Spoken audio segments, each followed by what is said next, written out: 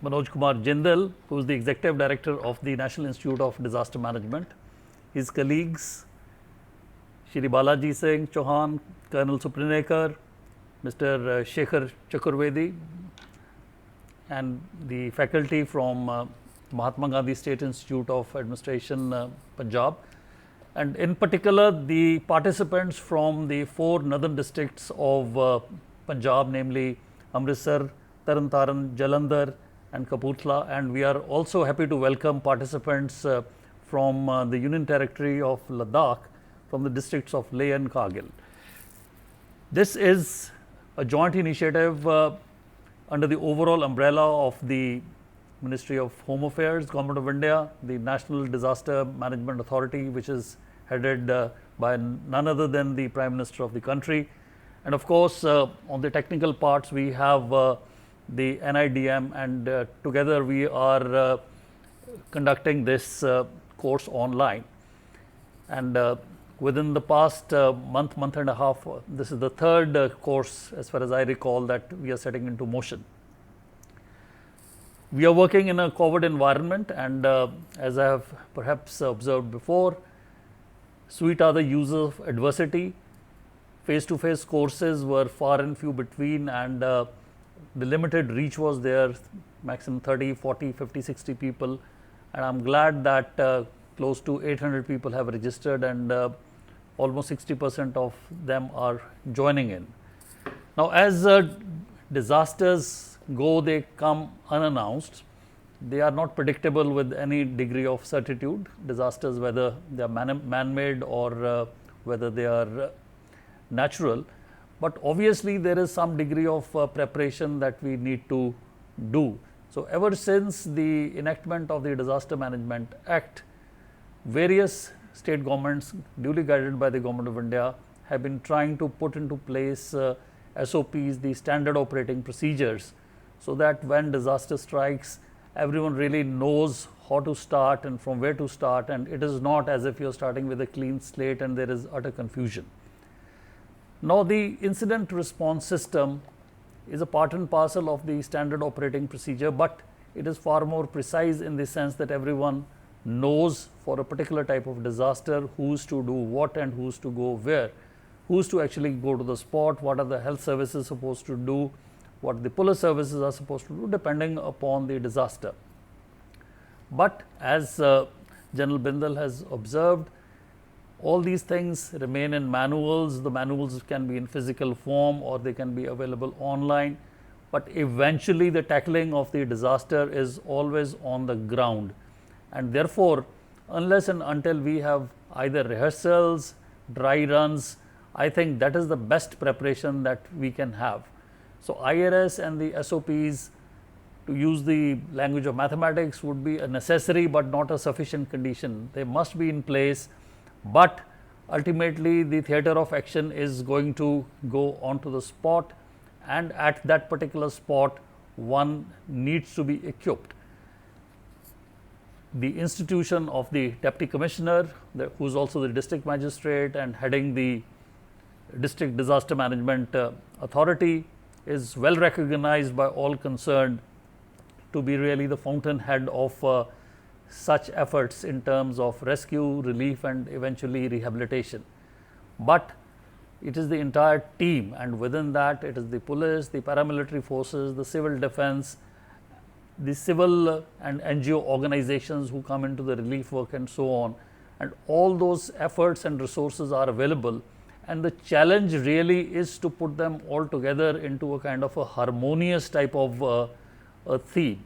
Otherwise, what really happens is that everyone is trying to do their own bit, and sometimes they may not even be in sync with each other, and at times they can actually be working at cross purposes. So, therefore, it is very important that while the resources are there, we have to work in harmony and in sync with each other. Disaster management is not a responsibility of a single department. If there is anything which cuts across the departments and organizations of the local bodies, of the civil society organizations, of the non-government organizations, state government authorities and departments, right up to the Government of India and we even in various disasters we seek upon requisitioning the services of the armed forces, including the Air Force, in rescue and relief operations in aid of the civil authority. So, if there is something which is interdisciplinary, intradisciplinary and multidisciplinary, it is during disasters, and therefore, the coordination of who's to do what at what time is really very important. General Bindal has very kindly underscored that every person needs to know, so that when the disaster does happen, then the response should be mired, calibrated, rather than everyone running helter and skelter. I have been speaking earlier also, and in this small introductory talk, I would only underline that the leadership in this context not only means the leadership of the district collector or the district magistrate. Any person who is on the spot handling a situation has to use his own mental faculties and resources. Of course, the standard operating procedures are there, but everyone has this opportunity to exhibit the exercise of his leadership, so that he tackles the situation on the spot. This is not a time when you say, this is not a part of my duties. Whosoever is there, the senior most or has the capability or has the resourcefulness, is expected to take charge of the situation. The other thing which is very important, and I have seen, is that eventually in this day and age of the social media and press and electronic media, one has to highlight the positive efforts of the administration. Of course, it cannot be a sham. If you have done nothing, you cannot keep on saying that we are doing and we are doing that. But what normally happens is that while we are doing a lot and we are working around the clock, no one really has the time to feed in the positive news as to what the district administration, the state government, and even the National Disaster Management Authority are doing. So, therefore, while we are tackling disasters at that particular point, not only with the purpose of highlighting or disseminating what the administration is doing, but also for the purpose of building up the morale, it is very important that we flash whatever is being done, so that the people do not have a sense of panic. And for that purpose, all medias, including social medias, the print media, the electronic media, we have to utilize, so that the people at large know what the administration is doing, what are the do's and don'ts. It was especially to be seen in the COVID scenario, where the protocols were new, protocols were rolling in on a daily basis. They were being modified, tweaked, strengthened, and depending upon the contagion, which is far from over. So, the administration in the state of Punjab and elsewhere also, we found, was very, very proactive, not only in tackling the situation, but also projecting what the administration is doing and what the people need to do and especially avoid doing. So, this is a course which is going to be, as has been observed, it is a part of a process. It is not an end in itself.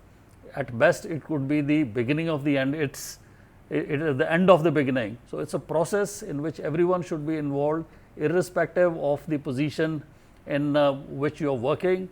Ordinary citizens also can be engaged, and I am sure we will be able to involve more in our future programs.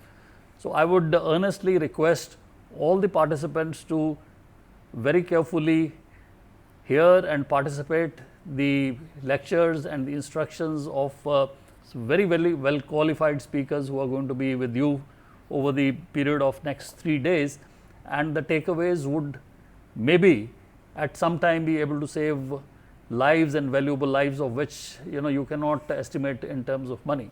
So, once again I thank you all, above all Major General Bindal ji, the National Institute of Disaster Management, and all the speakers and the participants particularly, and my colleagues from MAXIPA for joining, and I am sure that you will find this both useful and engaging, and we will be looking forward not only to your active participation, but also I would request that sincere feedback, either online simultaneously or after the event or the webinar has concluded, would be most welcome, so that we are in a process of constantly improving not only the content, the pedagogy, but also the mode of delivery of the same.